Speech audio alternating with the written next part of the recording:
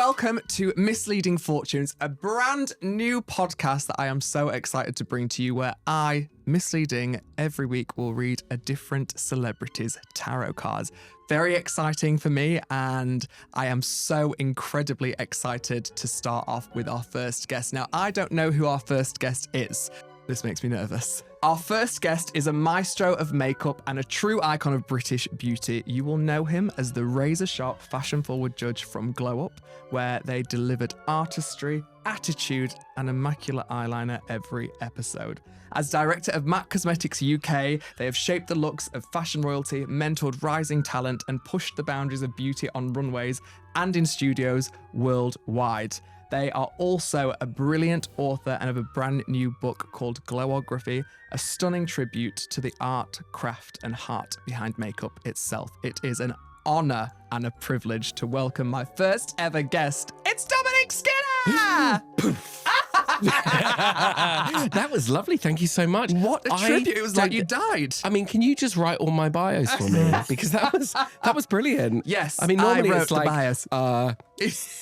did the makeup and a cup of tea. Something on TV. Yeah. No, that was wonderful. Thank you so much. You're so welcome. I mean, it is quite intimidating for me as a quite shambled looking drag queen to be sat opposite the king queen of makeup itself.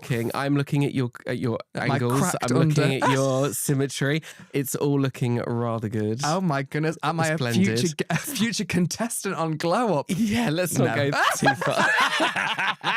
No, it's beautiful. And also what I have to say is I really love the colour that you've used. Black. On your eyes. No, it's this lovely blue. Yes. It's got a little nice shimmer quite to vintagey. It's a bit of an 80s throwback. Well, the wig I think was quite Sharon Osbourne ruby wax circa 1940s. So I thought, let's kind of try and emulate that everywhere else. It's given me sort of, what is it? Sort of out of town Debenhams 1986. And I tell you, I'm buying everything you're showing me. Oh my, well, if that's not the TikTok intro, I don't know what will be. No, babes, thank you so much for being here. Pleasure. It is a pleasure. Now, we know you're a little raspy in the older. I am a little. I'm one of those people that if I'm on a train and someone 3 carriages down has a sneeze, it's like, it's coming to you. That's it. Yeah, it's like the ghost of Christmas Future. It is. I am like a magnet. I'm a magnet for every germ, every virus, every STI go in. Like I walk through Soho and riddled, and I'm peeling straight things into off my Dean face. Street Express. Yeah, yes, I am. My housemate's always said I got a loyalty card. Literally, the gold card, VIPs. You walk straight in, babe. You walk straight in. I know that's bougie, babes. My housemate always says I have the constitution of a street dog because I never get sick. But I have had gonorrhea 4 times. So well there done. we go. Congratulations. You can't win them all. You can't win them all. But it's the gift that keeps on giving. It really. Also, I am loving the fit today. It's Thank you. giving Mystic Meg telling us the National Lottery in 1998. Yes. And that's everything I wanted. You know what? The future is in the balls. So they say. That's what they say. But yeah, I was going for Mystic Meg meets CBeebies. Well, I think you've hit Magic School Bus. Thank you. You've hit all corners of category. It tends to be. It's either sort of somewhere in a sort of a mid-90s children's TV presenter. Yeah. That's one style sort of focus. Yeah. Or it's divorced dad meets 70s surfer girl. I love that. That's the two. And they're so both at the other ends of the spectrum, like hot in their own way, I think. Hot in there, and there's me in the middle. Yeah. Just bringing it all crossing the together. boundaries. I'm pulling these two ends together, and they are going to work. I bet you've pulled a lot of things at both ends. Well, you know what? Yeah, is this where we're right? We're going to let me roll up my straight sleeves. into the sector. Forget the cards. Love it. Oh my darling. So tell us a little bit about have you had any experience with tarot before, or like spirituality in this way? No, not really. Well, I've had my palm read. And okay, how was in a caravan. That? Where all palms should be that's read. what he said. Never knew it entailed a penis. But no, it was. I had my palm read by a lovely lady in a caravan. Yeah. I mean, she wasn't telling me anything I didn't already know. Okay. Basically, I was wearing homemade tie-dye pink and white jeans with a lime... Speaks for itself. a lime jumper with orange stripes. And she read my palm and said that I have creativity. So I was kind of like, well, that's news to me. You're telling me. I'm shocked. Yes. You can, dive a little deeper, maybe. So no, that was not great. But, it's kind of weird. I'm not necessarily spiritual. I'm not necessarily religious. Mm-hmm. There was a time when, I would light a joss stick with a little wooden Buddha and thought I was starting my own religion. Yeah. But that was short-lived. And then there was this other time where I got really patriotic and just became obsessed with the Queen.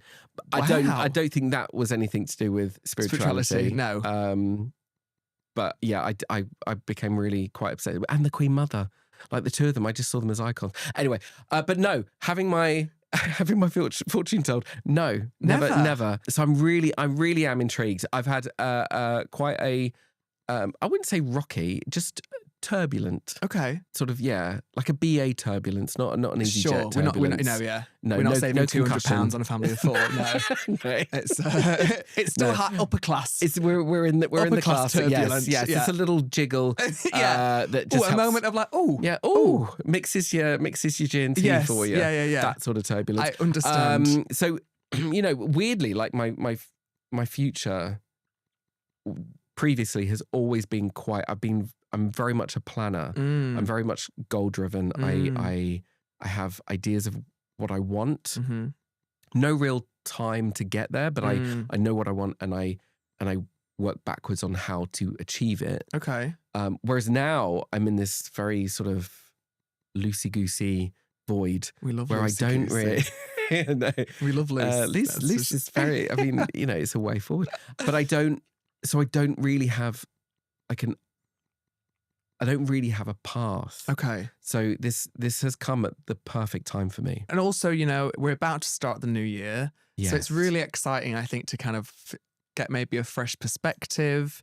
And I always say that when I read tarot, I'm not the kind of like psychic level. I'm not going to tune in and speak to your 6th great-grandfather removed who's speaking through me. It's more about energy and what I see on the cards for you. And I think that's why it's important to not know you super personally, so I can't kind of manipulate anything, and we just see what happens. And ultimately, you get to take away potentially some bollocks advice from a man in a wig, and love it. And that's I mean, the best Christmas present. Sounds like a classic Tuesday. I'm really I'm happy. If I'm honest, I'm happy that you're not going to talk to any sort of dead relatives, because I've disappointed enough living ones. Without having to apologise anymore. I can't do it again. I've run out of sorry notes. like Paper Chase is closed. Like, where do you get them from now? Your last Tesco's. I love that. Yeah. No, don't worry. They're all kept safely away from in here. Bless you. Love Absolutely. it. Bring it. So before we start the actual reading, I always like to, first of all, break the ice, because I think that I'm quite good at guessing people's horoscope, your star sign. Okay. And from like just this little interaction we've had, there's a few in my head that I think. Okay. I love this. When I always say I know somebody's star sign, we then intimately lock into each other's eyes as if you're telling me through mind control. I'm trying. So I think your main star sign is one that I actually probably wouldn't guess just from off this conversation, but I think you are. Oh, God, I'm really nervous. I think you're a Capricorn. I am. Oh, I'm sorry. Did you not know? I promise you I did not know that. Oh my God, that's amazing. Tell me what it is that led you to the Capricorn. I think you're quite fleeting. So I think there's like a sense of like erraticness, but in like a, in like a really like you try and control it kind of way. Yes. And I think you catch yourself in those moments and you're like back together. Yeah. And I think you've got a very calm, kind spirit, but also you're very like forward chasing, like the bull on the horns, like willing to knock something down if it means it'll get you there quicker. Oh yeah. Yeah. Very much. Yeah. I do. I do. I don't know. I do consider myself caring. Yes. I know sometimes how I express that doesn't always translate.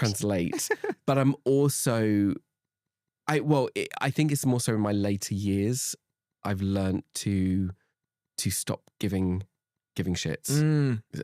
I don't go out of my way to upset people. You know, I will be kind and I'll be courteous and I'll be as warm and welcoming as I can. But if someone gets offended with something that I do when I haven't, I do not have time. Yeah. I am not. You've stopped going out of your way to make those what I've people stopped happy. doing is I stop apologizing. Yeah. I've stopped apologizing. Yeah. Because apologizing is you're apologizing for someone else's over interpretation of the situation, which they're probably reading based off multiple other scenarios that have entered their mind. And I'm not there to. I'm not your mother. No, and you know what? I think that. I've learned as well. Like so much of offense, like people getting offended, comes from like you said, their own experiences, and actually, it's whatever that has happened to them in that day is what's caused them to have this feeling towards something you've said. And I think you're right. Like, we're in this place in the world right now where you can't do right for doing wrong. No, and it's the inability to take a step back. And I am like the worst person. I'm the worst person to have if you. Well, I'm kind of the worst person, also the best person. If you have something, if you need to ask an opinion, I won't necessarily, unless you tell me to agree with you. Yes, I won't necessarily agree with you. I will always sit on the fence, and I really pride myself on sitting on fences and seeing things from both sides. And I like to deconstruct problems where they may have, someone might have an issue, and I will go, yeah, but why do you think they might have said that? Yeah, like where have they come from that has made them think that way about this situation? And to a lot of people, that's really frustrating because all you want to go is like, yeah, I know she's an absolute bitch. But I always think people are far more complex than we give them credit for. Yeah. And actually just having a little understanding. And I feel like sometimes when people get offended, it's because they lack the ability to reflect and consider. I completely agree. And so, yeah. And actually one thing I do when I'm with people, especially when I'm with young people and we're working together on something, you know, there's nothing wrong with an apology. Yeah. There's nothing wrong with, oh, I'm sorry. But I listen for the reason why they're apologizing. And I'm like, don't apologize. Yeah, absolutely. Don't apologize. Like there is no apology needed there. No. Be strong in yourself and be strong with your opinion. Yeah. And stick to your gut and do what you need to do. Now, if that offends other people or if that ruffles a few feathers, doesn't matter. Yeah. Don't apologize. Yeah. Be stronger than that. Agreed. I think it's a real life lesson, and I wish I'd learned that. God, in my 20s. Like if I'd learned, but I always think we're going on a real side quest. I'm so sorry. But I really feel like the confidence and the ability to really break all that down in your 40s, if I had it in my 20s, oh my God, I'd be a whore. You know, and there's a reason why I think in your 20s you are still a teenager. Oh my God. You're still learning to work out the world. Massively. Because if you had the confidence you have in your 40s, and baby, the confidence you have in your 40s is the most amazing confidence you have. I've got another 25 years till I get there yet, so I've got a lot. Oh. Must be a filter. But it's true, and I think there is a confidence in your 40s that if you had it in your 20s, it would, like, the world would implode. Change. Like it would be a horrendous place to live. So I kind of feel like there is reasons why we get certain things later in life. But yeah, wow, that was a side quest. Gosh, I love how deep we're getting. Sorry, Capricorn. Anything else? There we go, yeah. And that is a Capricorn summed up for you right there. Oh my God, you heard it here first. Dominic Skinner will not apologise for offending you. No, I won't. I won't. I love it. I love it. Now, my darling, we have 3 crystals in front of you here. Oh, we love them. And just to kind of help us guide through the reading a little bit, If you feel drawn to one specifically, maybe take that and I can kind of let you know what it means a little bit. But it's also just kind of a nice thing to, I feel like you've got at the side of you. And if there's one that you're drawn to specifically. Oh, I don't know. Can I feel all of them? Please, can I touch absolutely. any of them? You can fondle my crystals as much as you need. Rubber gloves? Okay, let me have it. Oh, can I? Yes, absolutely. I'll just swing that round. Swing that there. Okay. Ooh. I do keep coming back to this one. Mm-hmm. Yeah, I think we're going to go big. I love that. I like the... Oh, you know how to handle big things in your hands, don't you? I do. I have big hands. Well, I don't know if I do actually have big hands. That's not the conversation we're having. No. Do you know what that is that you've got? It's shiny. Yes. Smells like lemon. Oh. Is it one of those toilet cleaning blocks that you get in your urinals? Exactly that. It's actually, from like a diet show where they pull out the fat to cut off. It's a lard bird. Yeah. No, this is actually a citrine candle, a citrine crystal. And it's kind of helpful to like ground you in positive thinking, joy, kind of like healing, those kind of things. Oh, I love that. So that'll be a nice little thing to kind of help us. Where do I put it? You can put it at the side of you. You can put it on your crotch or do what you want with it. You Honestly, can shove it into orifices. No one needs I to don't have mind. anything near my crotch. I promise. I'll pop it there next to Fabulous. the lovely incense reeds. little reeds. There you Little go. reeds. What's that? Oh, I don't know. Is that part of my wig? Is that? It's part of your mustache or one of my wigs. I don't know. We need to do some dusting in here. Now, before I get into the reading as well, I, in honor of you being here, they always say reading is fundamental. So It is. I think we can start our session with a little plug of pop specs here. Specs. I can't see a thing. No, There's about 7 of you now. Yeah. Yeah. There's a major stigmatism. I can feel it. Can you feel it? I think I'm about to get it. They're really fun. The colours kind of go in with what I'm giving today. It's giving you a little kind of Power Ranger-y, actually. Yes. It's like very like, I'm going to put these on and like a suit's going to come over me. Yeah, it's giving Fingers like a very camp headmistress. Oh, I love that. Yes. Yeah, I might need some, obviously not with the strength of those, No, whatever is in that. Yeah, That was I know. like I do apologise. the bottom of a jam jar. I do in there. apologise. Yeah. I know, My especially now at this goodness. age, you get the reading glasses. But yeah, pop specs. They are so fun. Yeah, they are. They are. They're a cute little brand. Yeah. A new brand. But they do really colourful, but really good value. Yeah. And so this new little brand, Pop Specs, popped up, and they do the most fun, most colourful, most creative glasses, of which I'm designing some. Yes, absolutely. £75. I mean, we're in a cost of living crisis, so Yeah. we need a bargain these days. Honestly. And they make them in 20 minutes.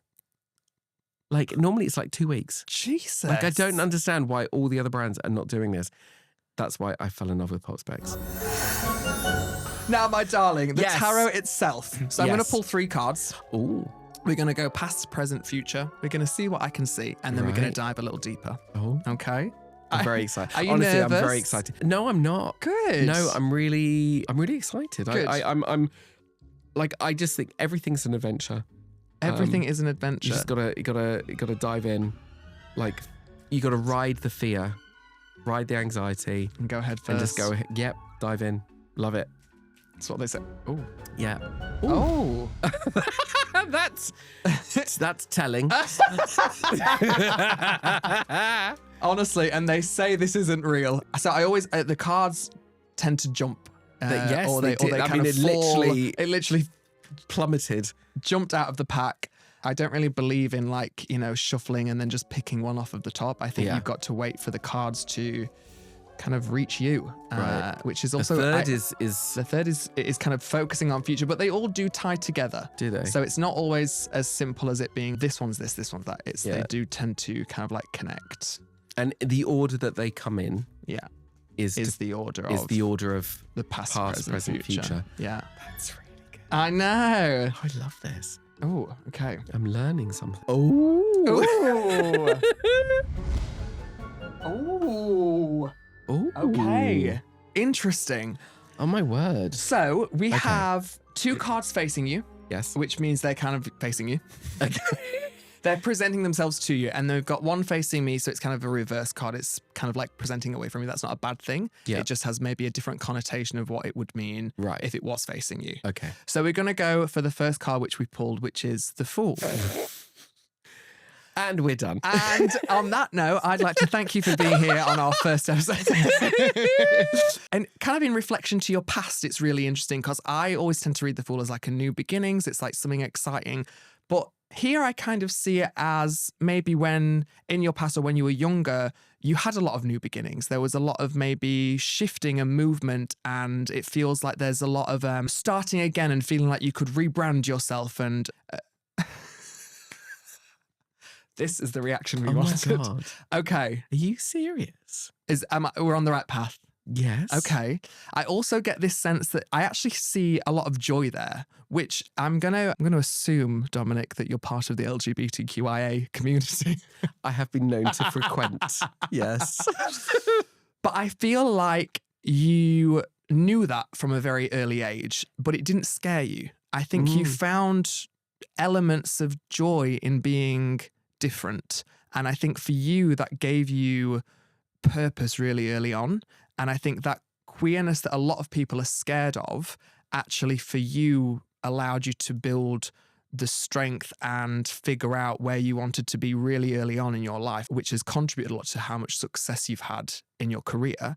I do definitely see, like, did you move a lot when you were younger, like in like different schools and different places? I feel like it wasn't even small. Like, I feel like you moved a lot, but also like out of the country and like back in, and there was like real places of like, you got to really excel in finding lots of different parts of yourself because of all the different kind of cultures and places that you were sank in. Yeah. When I was growing up, my family, everyone thinks it was like we were an army family.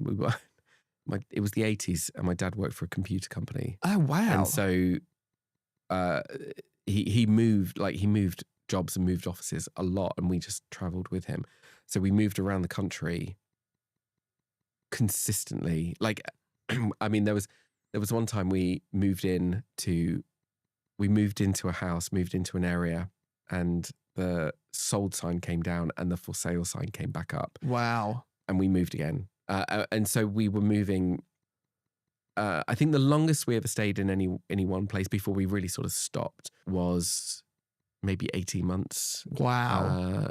It was a lot of 9 months here, 9 months there.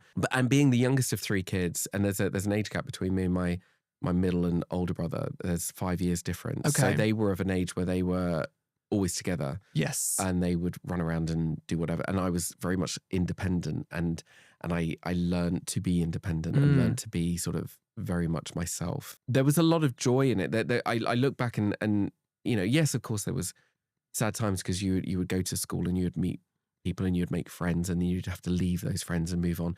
But when it happens so often at such a young age, you don't, it's going to happen. Yeah. So you make friends and you have friendships and you have fun times, and riding on your bike and as you do, but that you're going to go somewhere else and you're going to do that with another group of people, so that it's not a sad situation. So yeah, we moved around a lot, and then when I was 16, we moved to Switzerland I moved there for 2 years. Yeah, I moved there for 2 years and did my sort of A-level equivalent, and then came back to uni, but my parents stayed out there longer, and so I was considered an overseas student. So every time I would finish a exam or something. I would go back to Switzerland for the holidays or half term or whatever. And so it was, that's it's, and I've never, and I weirdly, I kind of, I don't have roots. And I've seen this as both a positive thing and a negative thing. Mm-hmm. I don't have roots. So my family is quite scattered across the UK. We are close because of the experiences we had, but we're not close physically. No. And so we don't see each other that often. Yeah. And so again, being very fiercely independent, and very much unique to myself. Yes. When you look at the family dynamics, I am sort of off on one side doing my own thing a lot. Yeah.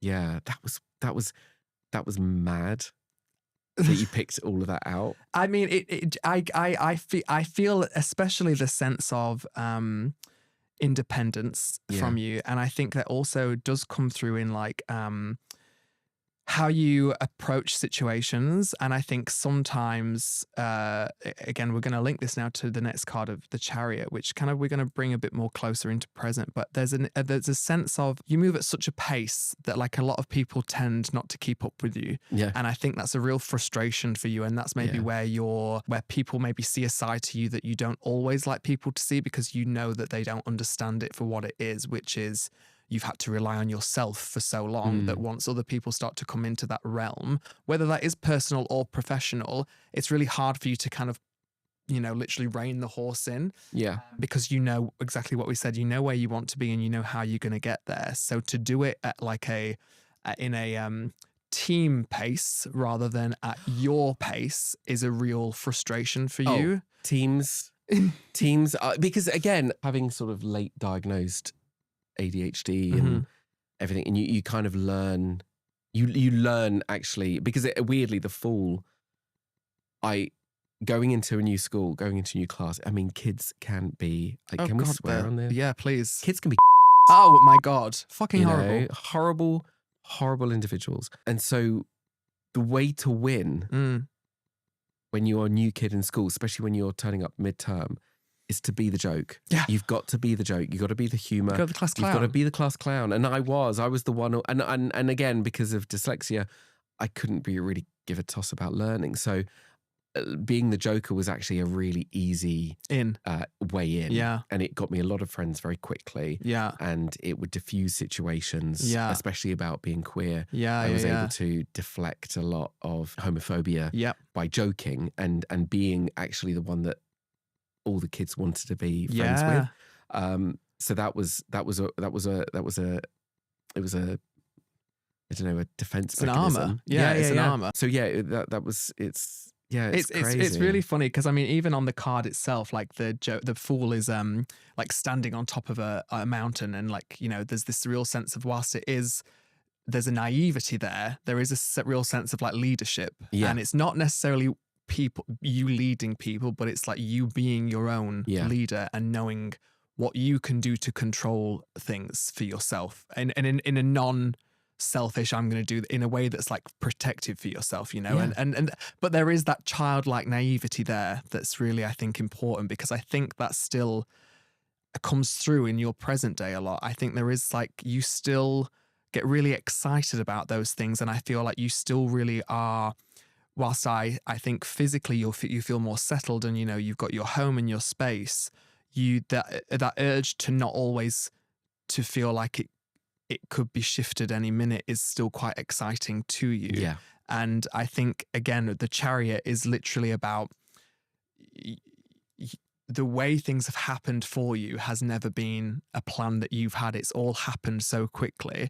And I think your success and how you've worked through Mac, I mean, I actually don't know how long you've worked there, but I feel like from when you started to where you are now, it feels like it all was just like a real, like you put yourself in those positions to be like, hey, I'm here and I'm going to be the next one up that ladder.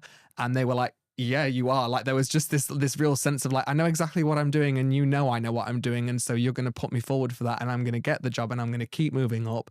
And now you're here as director. And it feels like, whilst maybe when you first started, that wasn't the dream, or it wasn't the end goal, very quickly you were like, my dreams change, because my dreams have always changed. And I think that's something that has always been in your power. It's never scared you. It's always excited you. Yeah. And I feel like even now, you're not at a place where you're ready to stop. Like, that is very much like the thing that's exciting about this card here is you've got so much going on, but you're actually really able to juggle it all really well. I'm not saying it's not exhausting, and I'm not saying that sometimes you need to step off the Chariot and sit down and have a cup of tea. But I think sometimes it's like, hey, the way I work best is to work at this incredible pace for 6 months, 8 months, and then I'm going to have a weekend where I don't speak to anybody and sit in a cabin in the woods and drink, you know, hot chocolate and read a book. And then I come back because I'm refreshed and I'll do it all again. And what's interesting is it's all true. It's all true. And again, I mean, we've never actually sat and talked before. You know, this is all really just coming through from what I see here. And I think what's really interesting now is that our next card is the Two of Cups reversed, which to me feels like there's a lot going on. You're back on the horse. Maybe you're about to take a step off and just give yourself a little break. God, I'm going to cry. This is so emotional. Oh, sorry, go on. Please cry. We need something to put on the TikTok. Cry. Do it now. Squeeze your balls or something. Cry. Go on. Tell me more oh my God. It does feel like where you're about to go next year. The Two of Cups is around balance in communication and kind of like creativity and your feelings and your emotions. But with it being reversed, I feel like there's more of a sense of you might be about to come into a space where something's going to rock the boat a little bit and it's going to make you question what's the right decision for you or where you need to be or where you need to go. And I think that feels like it's going to put some pebbles on the road where the Chariot is. And it's going to shake you a little bit, like BA turbulence. That feels like it's going to kind of continue a little bit, but in a way that I think, I mean, again, the Two of Cups on the card, there's two people facing each other. And I think what's really important for you is that I think for a long time, because of how much you've relied on yourself, there's going to be people who you know you can lean on and you know you can trust and put that faith in. But for the first time ever, you're actually going to have to really do it. And it's not something that you just need to say, I'm going to do, but actually you really need to do. And I don't know how you're going to get to a place where that feels achievable for you. And maybe it is this next rest stop that you take, getting off the Chariot, is how you will figure that out. But I feel like a little time on your own to kind of like reset your brain and put some things back into balance, but then and making sure you talk to the right people about where you're at is going to help kind of turn that card around to kind of reframe that balance and reframe where you feel like you need to go. You've got so many balls in the air, you know, and not enough in your hands. But that like, and whilst you're incredibly juggling on a moving Chariot, you're going to lose some of those balls because that's natural. And I think it's important for you to know that the ones that you drop, they're not a loss. Great.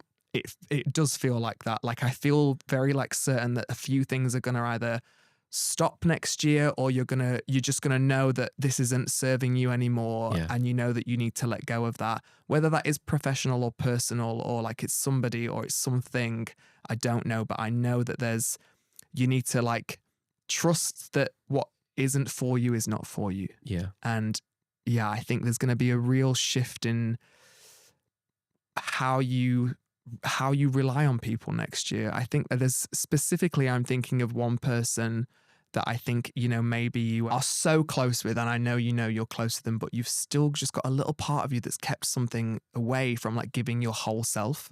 And I feel like you do that a lot with people because, again, it comes back to knowing that you were never going to be there for the long run anyway. And so actually now for the first time in your life, you're in a place where you are able to do that. And you've always withdrawn just that part of you. And I think it's time to give it up and to hand it over to that person because they're going to be really key to where this goes next year for you. Wow. It's true. That's wow. I do. I keep a lot to myself. Mm-hmm. I did give everything away once. Okay. And I got horrendously burnt by that. Mm-hmm. And closed the door. Yeah. Said I would never open it again, which isn't the case. Mm-hmm. But yeah, I would, as you're saying, it's like, yeah, maybe I've kept a few things in my pocket just as a keepsake, as a safety net, I think, just because if I don't get everything, then I can't get hurt. And I think that's kind of what I do. And also like that you're so right about busy. It's kind of like my mother. My mother does this where she loves being busy, but she loves complaining about it. And I do that. I've become my mother, and I mean, you know, minus the neuroses, but well, maybe not. I don't know, but I do. I love being busy. I love juggling. I love having to split my time in so many ways, and having to run from pillar to post, and feeling at the end of the day of like, wow, look what I achieved, you know, because of like all the things that I've managed to do. But I then find myself at burnout. Absolute breaking point and at burnout. And I find the certainly the last 3 years have been, the juggle has got bigger and bigger and bigger. Yeah. And, you know, the conversation I have with my best mate is always about trying to find the balance. But how do you find the balance when, I don't know. I mean, you probably find it as well. Even though I work for Mac, there is a world that is the freelance. Yeah. And as a person that sort of crosses between working for a brand, but is still working in a world that is very much like a freelance world. Yeah.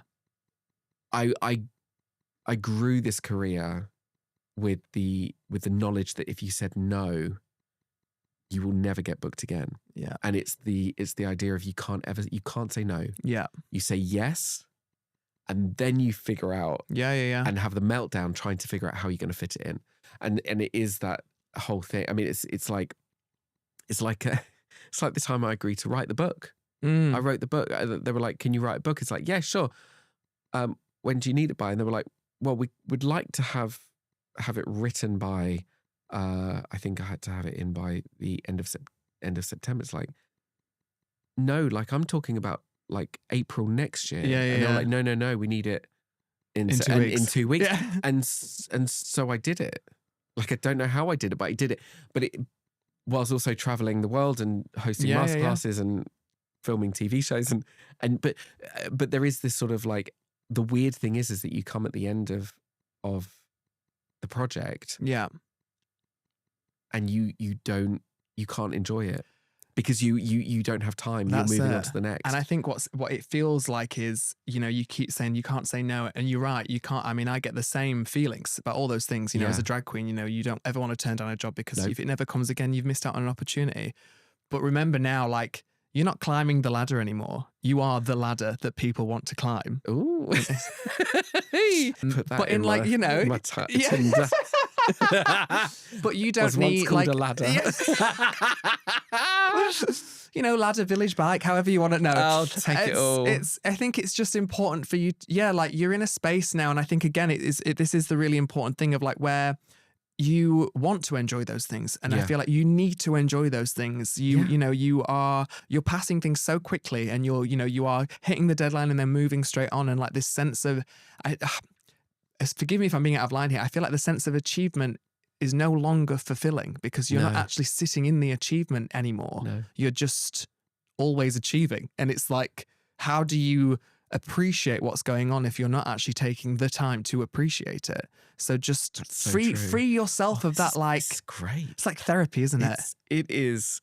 It's the best therapy. Oh, you know why? Because I haven't paid for it. Honestly, that is. Oh, did you not see the contract? My wallet. Wallet's outside. Listen, that's been incredible. I'm glad. And before we go, is there like a question that's maybe a bit more yes or no, or something that you like, one specific thing that you maybe just want me to touch on for you that hopefully I can give you a little bit of guidance on? Well, to be honest with you, the question I had was really for 2026. Yeah. Because again, like I said at the beginning, for the first time, I'm in a space where I don't necessarily have a goal to aim for.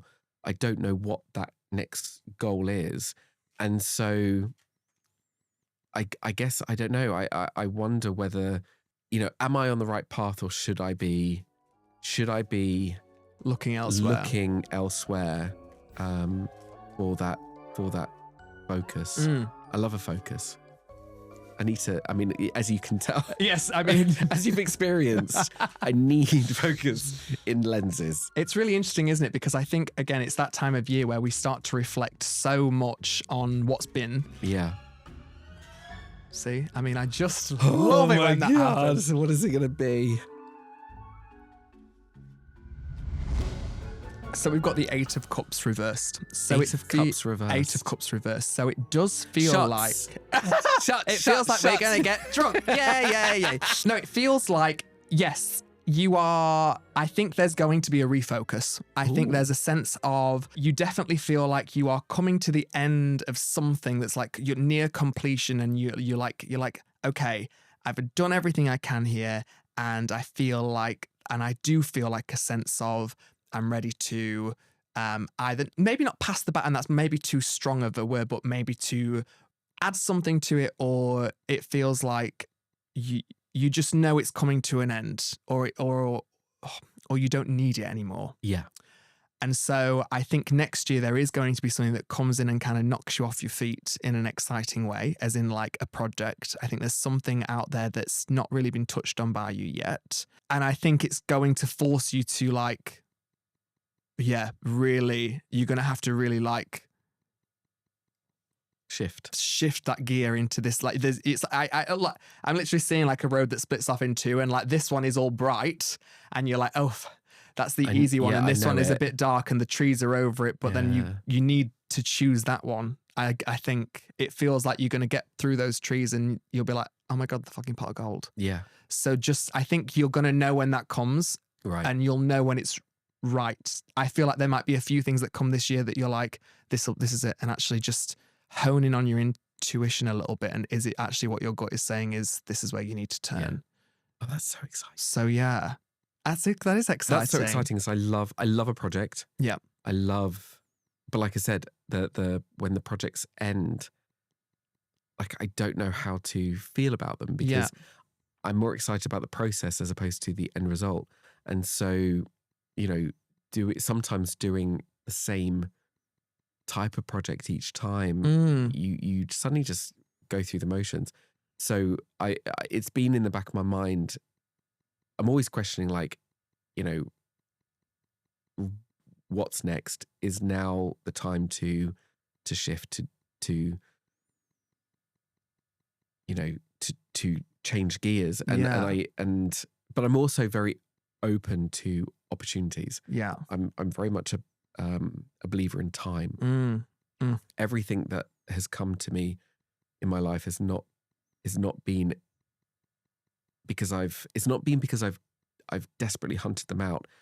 I've wanted, but I've waited for the right, very important time for things to happen. Even though people around me are like, you should be doing this or you should be doing that, and it's like, yeah, I know, and I want that, but I will know when it's ready, when it's the right time. But now I feel like I'm in this state where I need to maybe be more proactive with those opportunities. Yes, and that's where I feel like I haven't pursued that side of life where I've been more in control of when these opportunities happen, and that was kind of where I was wondering for 26. How do I do it? How do I balance it? So you've literally told me exactly what I need to know. This is great career advice. There you go, from a man in a wig. I mean, who else would you take career advice from, really?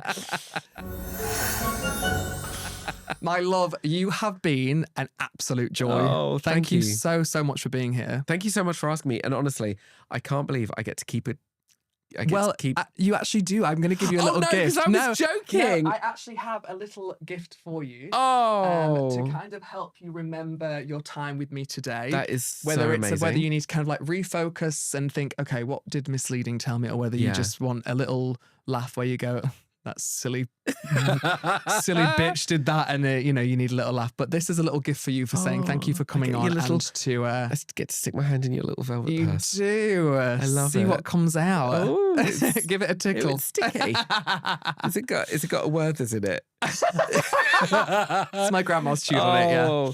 Oh, yes. Wow. It's a little green adventure light. Oh my God, it's so cold. Yes, and it's so cold. about good fortune and wealth and new opportunities. No way. And I, again, didn't know what crystal it was until you opened it. Oh, So my it feels very word. apt after our conversation for you to kind of have this as This something has to help been remind you. Amazing. I'm so happy. Thank you so much. No, and Dominic, tell us something, like, is there anything you want to plug? Where can people find you on social media? Oh, you can find me on all the socials. She's a social whore. Yeah, Dominic_MUA or Dom_MUA. One of those combinations. And I'm always up to something. You are. I'm always doing something. I mean, you've mentioned it already, but we do actually have a copy of your book my here, book. which My book. is Dominic Skinner's Glowography. And as you are our first ever guest, Yes. we are actually going to get you to sign this, and we're going to give it to one lucky viewer as a little giveaway prize. Oh, I love it. Oh, I love it. I think it's a beautiful book. Thank you. The book was, even though it was a stress to write because I had to write it. Yeah. Like I did write it. I mean, yeah. You can tell because of the spelling mistakes. But no, it was a joy because it was all about trying to, there's a million videos out there teaching you how to do eyeliner, and there's a couple of pictures in the book to do the same thing. But really, it was a book that I wanted to create to help people decipher the idea of makeup and how makeup is an extension of how you feel and who you are. But sometimes we live in a world that doesn't allow you to experiment and to play and to find your own style. Mm-hmm. And so this book is all about finding your own style, finding your own path in life, as are the cards. There you go. Well, I actually have got a copy of this already, and I have read it, and it is a beautiful, beautiful book for anybody who is, like you said, on their makeup adventure or just trying to figure out what their style is. Yeah. And so thank you for writing it. Thank you. Dominic really Skinner, kind. it's been a pleasure. It's been great. I've loved having you. Same time next week. Same time next week. Therapy is great. Yes, but that has been Misleading Fortunes with me, Misleading, and of course my very special guest, Dominic Skinner. And we will see you next week for round 2. Thank you.